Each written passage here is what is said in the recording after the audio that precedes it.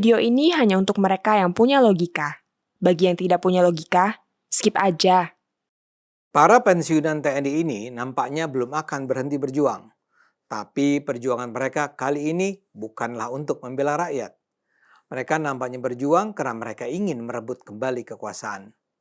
Yang mereka ingin kudeta adalah seorang anak muda sipil yang mereka khawatir akan memimpin Indonesia. Mereka ini memang bukan wakil sesungguhnya dari pensiunan TNI.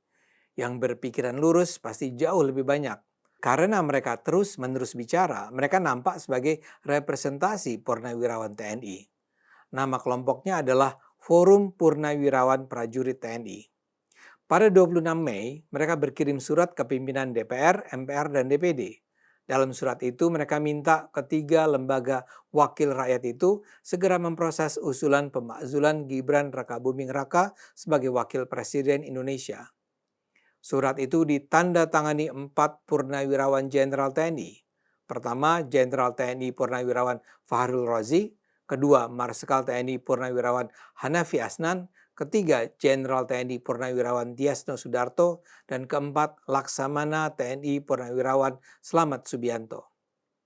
Sebelumnya pada April lalu, forum ini juga sudah berkirim surat kepada Presiden Prabowo.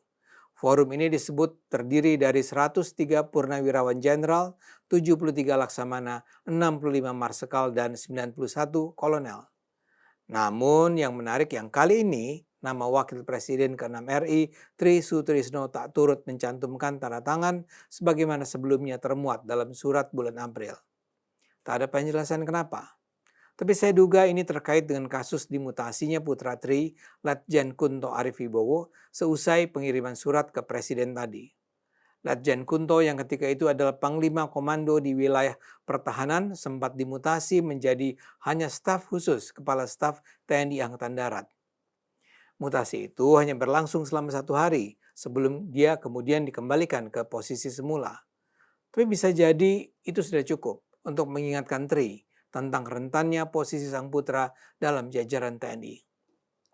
Dan mungkin sekali karena itulah Tri kali ini tidak ingin terlihat terlibat. Isi surat kali ini sangat berbeda dengan surat yang dikirim ke Prabowo.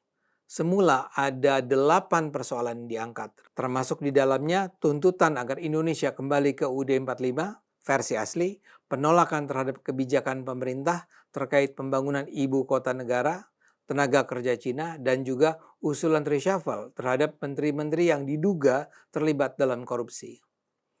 Sementara dalam surat yang sekarang dikirim, yang disebut hanyalah usulan agar Wakil Presiden Gibran Rakabuming Raka dimakzulkan dan diganti.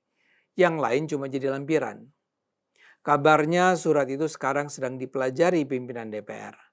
Para pensiunan TNI ini menganggap usulan pemakzulan Gibran ini memiliki dasar konstitusional yang kuat. Ada 4 alasan yang mereka kemukakan.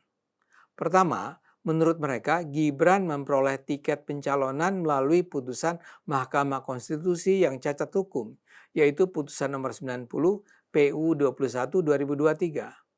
Mereka menilai putusan tersebut melanggar prinsip imparsialitas karena diputus oleh Ketua MK saat itu, yakni Anwar Usman yang merupakan paman Gibran.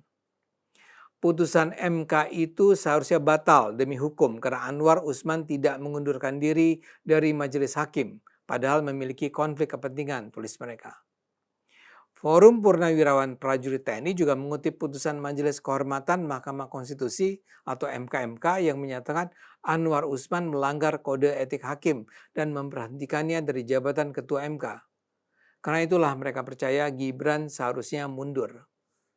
Kedua, selain aspek hukum, Forum Purnawirawan Prajurit TNI juga menilai Gibran tidak pantas menjabat sebagai wakil presiden dari sisi kepatutan dan etika.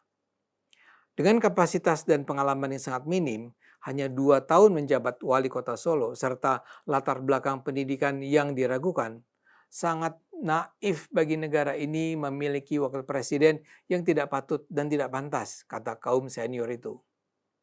Ketiga, Purnawirawan TNI juga menyinggung kontroversi akun media sosial Fufu-Fafa yang sempat marak diperbincangkan karena diduga memiliki keterkaitan dengan Gibran.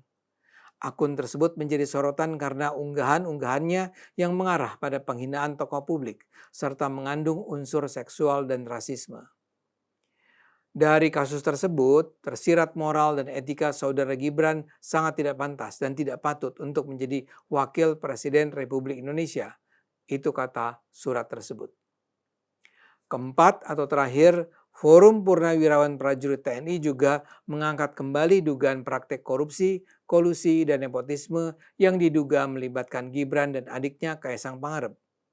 Kasus ini sebelumnya telah dilaporkan ke Komisi Pemberantasan Korupsi sejak 2022 oleh akademisi Ubedillah Badrun.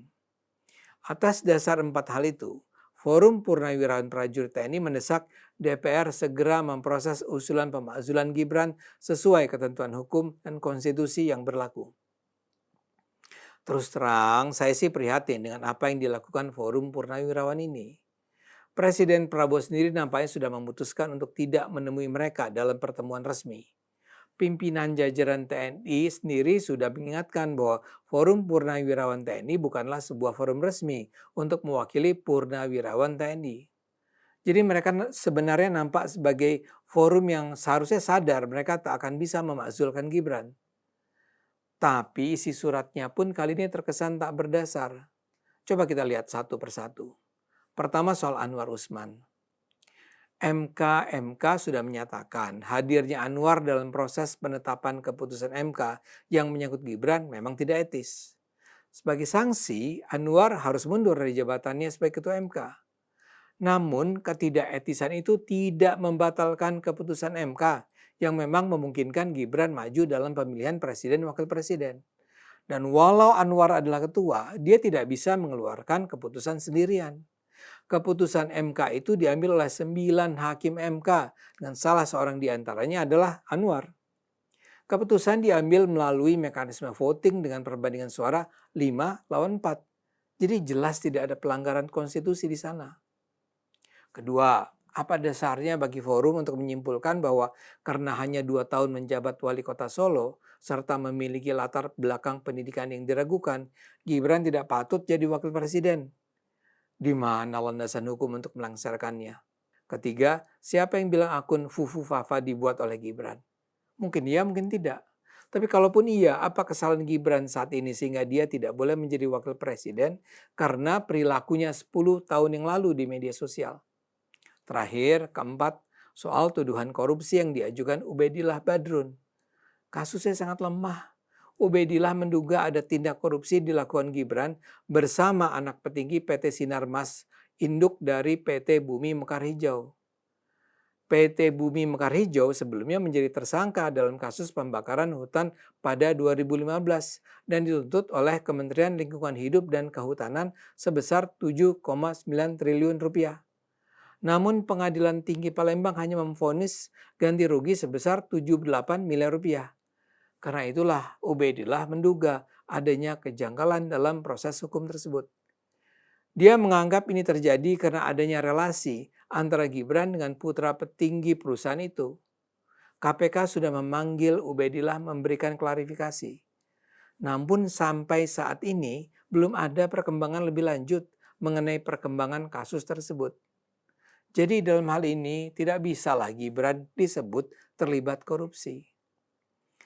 Seperti saya katakan, usulan pemakzulan Gibran yang diajukan Forum Purnawirawan TNI ini terasa sangat lemah dan mengada-ada.